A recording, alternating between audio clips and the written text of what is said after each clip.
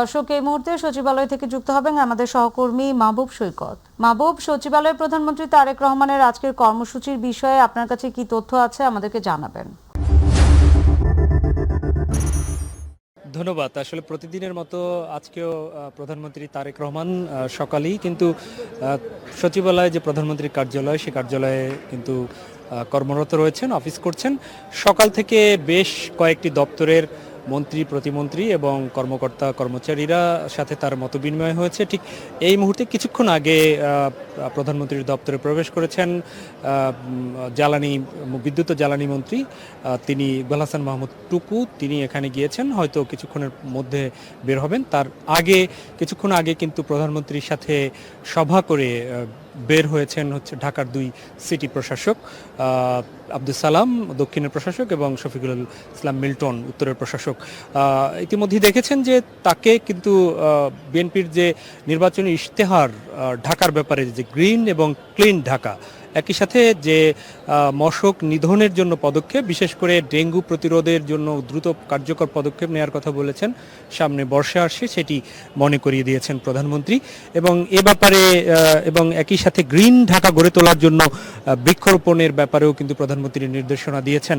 আমরা তাদের সাথে কথা বলেছি। তারা যেটি দেখেছেন যে তারা দায়িত্ব নেওয়ার পরে বিগত সরকারের সময়ে প্রায় টেন্ডারে 1400 কোটি টাকার টেন্ডার কিন্তু দেয়া হয়েছে এই দুই সিটিতে, কিন্তু কোনো অর্থ নেই, কিন্তু টেন্ডার দেওয়া হয়েছে। কিছু কিছু কাজ হয়েছিল, কিছু কিছু কাজ হয়নি, তো টাকা নেই কিন্তু টেন্ডার দেওয়া হয়েছে, এই অভিযোগ তারা করেছেন।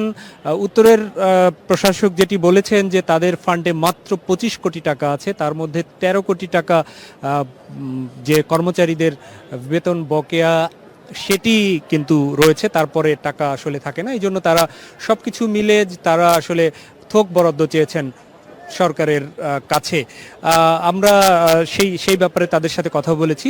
তার আগে আমরা কিন্তু ছিলাম সচিবালয়ের যে স্থানীয় সরকার মন্ত্রী, বিএনপির মহাসচিব মির্জা ফখরুল ইসলাম আলমগীরের সাথে দেখা করেছেন ভারতের হাই কমিশনার।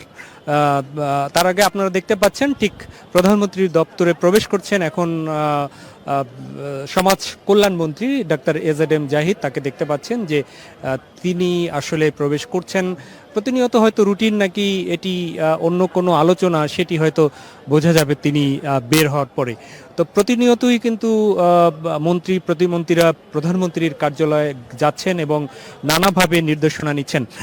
যে কথাটি বলছিলাম যে প্রধানমন্ত্রীর এই আলোচনা কর্মযজ্ঞের মধ্যে আরেকটি বলছিলাম যে সচিবালয় স্থানীয় সরকার পল্লী উন্নয়ন মন্ত্রী বিএনপি মহাসচিব মির্জা ফখরুল ইসলাম আলমগীর, তার সাথে ভারতীয় হাই কমিশনার সাক্ষাৎ করেছেন। দীর্ঘক্ষণই বলা যায়, প্রায় 1 ঘন্টারও বেশি সময় তারা একান্তে বৈঠক করেছেন, কথা বলেছেন।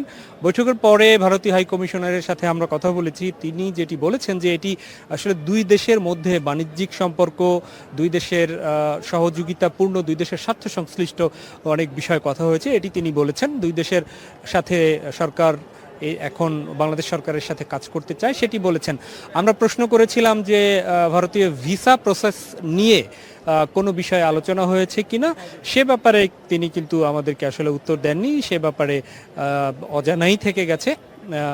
আর এরপরে যদিও স্থানীয় সরকার মন্ত্রীর কথা বলার কথা ছিল, সেটি কিন্তু তিনি তখন গণমাধ্যমের কাছে বলেননি। তো সব মিলে প্রতিনিয়ত যে কর্মযজ্ঞ, প্রধানমন্ত্রী যে কর্মযজ্ঞ, সেই কর্মযজ্ঞ কিন্তু চলছে। একের পর এক মন্ত্রীরা আসছেন, সচিবরা আছেন, নির্দেশনা দিচ্ছেন এবং সেই নির্দেশনার আলোকে কাজ করছেন।